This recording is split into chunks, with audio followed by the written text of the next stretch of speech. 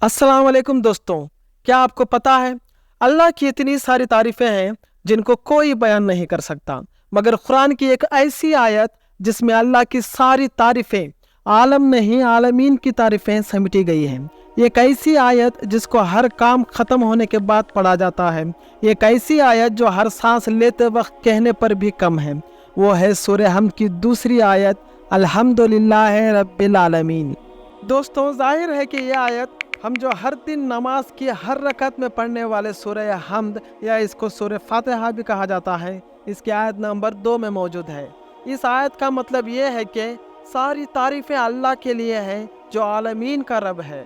चलिए जानते हैं डिटेल में तफसीर के साथ इस आयत में मौजूद हमद, रब और आलमीन का मतलब क्या है, और जानते हैं कि इसको कहाँ, कब और क्यों पढ़ना चाहिए और पढ़ने से क्या फ़ायदे हैं।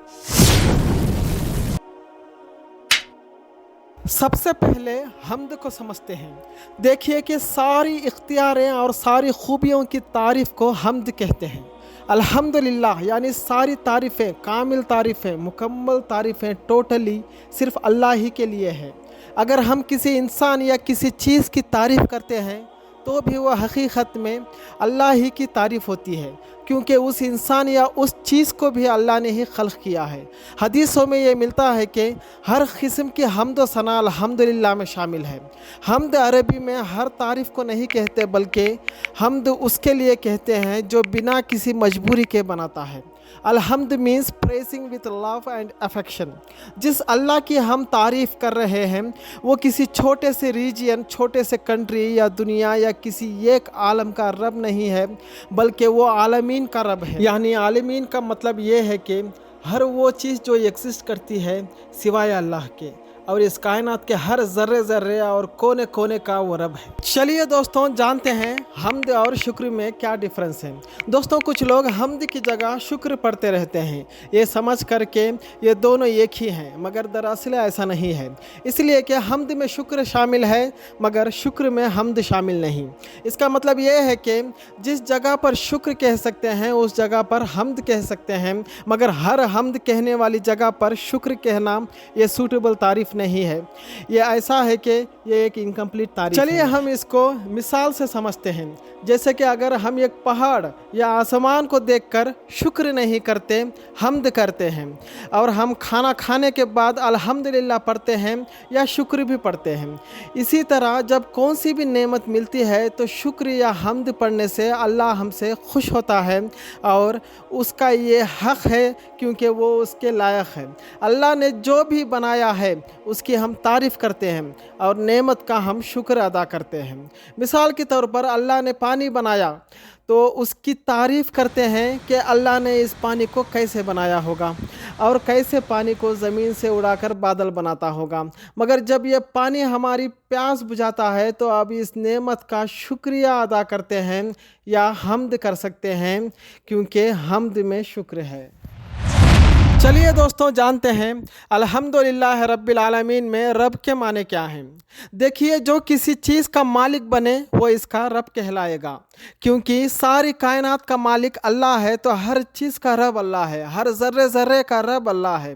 तमाम अनबिया की यही सीरत रही है कि दुआओं में रब का नाम लेकर याद करें। अगर हम रब को कुरान में कोई और आयत में देखें, सूरह अनाम आयत नंबर 164 में है कि खुल गैरुल्लाहि अबगी रब्बन व हुवा रब्बु कुल्ल शै।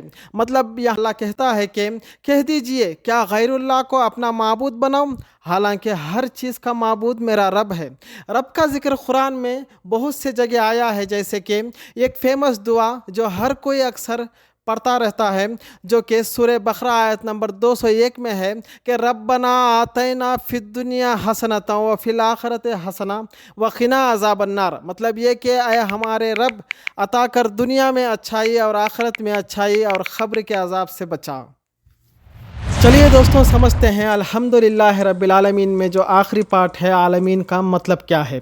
यहाँ आलमीन का मतलब कोई छोटी जगह, सिटी, स्टेट, کنٹری، دنیا، سولر سسٹم، گیلیکسیز یا یونیورس بھی نہیں ہے، بلکہ بہت سارے یونیورس کو ملا کر کہتے ہیں عالمین، یعنی کہ جو کچھ بھی ایگزسٹ کرتی ہے وہ سب کچھ عالمین ہے سوائے اللہ کے۔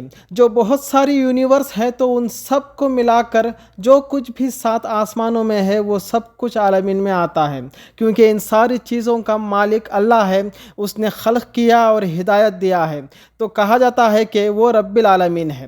دوستوں، ابھی میں 2 لفظ استعمال کیا، ایک ہے خلق کرنا اور دوسرا ہے ہدایت دینا۔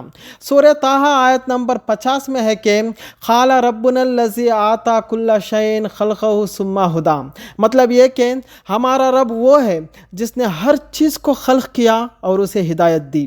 مطلب یہ کہ اللہ ہر چیز کو صرف بنایا ہی نہیں بلکہ اس کی ہدایت بھی دی ہے۔